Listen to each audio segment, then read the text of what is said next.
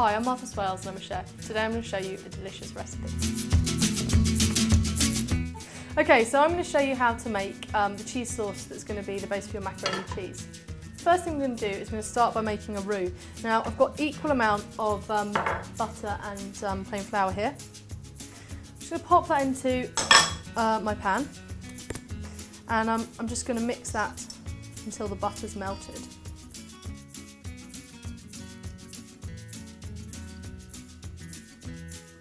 Okay, so now I've got my, my butter and my flour in there, the butter's melted. I just need to let that flour cook out a bit because it's raw at the moment. So to stop, I mean for all sauces, you're adding flour, you need to cook it out, otherwise it's grainy. It won't be smooth until the flour's cooked. But you also just want to develop the flavour in the roux, so I'm just going to cook it for a minute or two. Keep it moving. Okay, so you don't want to overcook it. What I'm going to do now is just add a tiny bit of milk. Now this is really important, you have to whisk it really soon after you add the milk. It's going to go really thick and sticky. You just want to add a bit of time and work your mixture into the milk. You want the milk to all reduce off. At the moment, if you put too much in, you can see you get lumps in your milk. But as long as all the milk gets incorporated and you give it a good whisk, you're going to avoid a lumpy sauce. I mean, we're doing this today, this basic white sauce, and we're going to add cheese to make a cheese sauce, but a roux is the basis of a whole number of sauces. Okay, so the important thing is that your sauce is going to carry on thickening. So you're going to cook it out for a bit and it's going to get thicker. So you don't want to leave it, get it too thick at this stage. Keep adding your milk. This is one of those things that you kind of have to do a little bit by eye, depending on how thick you want your sauce to be. Now we're going to add cheddar cheese to this, and that's going to obviously add a bit of thickness to it as well. I think we're nearly there. As you can see, it's probably the thickness of maybe double cream. And add a little bit more milk, whisk that through.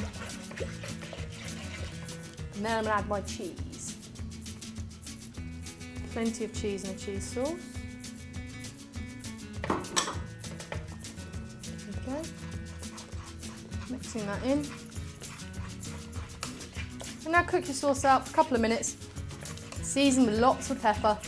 Check on the salt though, because obviously cheese is very salty. So you might want a little pinch, but taste it, always tasting. You can't eat something that hasn't been seasoned properly, and you can't season it if you don't taste it. So get involved with your food. So black pepper. I'm just going to taste it before I add the salt. It does need a little bit. Okay, so the next thing I'm going to do is just get my macaroni into my sauce. So just add enough pasta that it's all coated really nicely. You don't want to stretch your sauce too thin and just end up with dry macaroni cheese. You want it really lovely and saucy, because that's obviously going to reduce down when we bake it.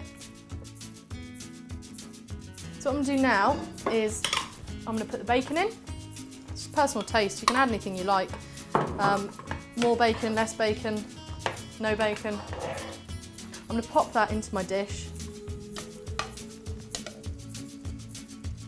I'm going to put all of my tomatoes, I'm just going to nestle them into the top of the macaroni cheese. These have just been cooked in the oven on a low heat with some garlic and some thyme and some salt and pepper. Okay, I'm going to put that lovely tomatoey oil on top. I'm going to put a little handful more grated cheese. I'm going to finish it off with some freshly ground black pepper.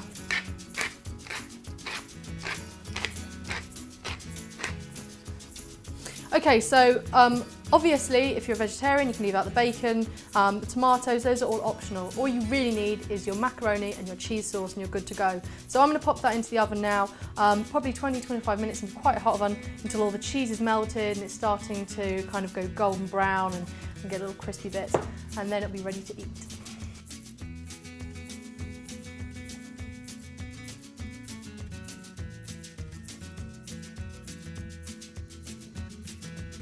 Our baked macaroni cheese has been in the oven now for about 20-25 minutes. You can start to see it's getting some nice brown bits on top, and this just smells amazing. This is probably one of my favourite dishes. It's so incredibly simple and yet so incredibly good.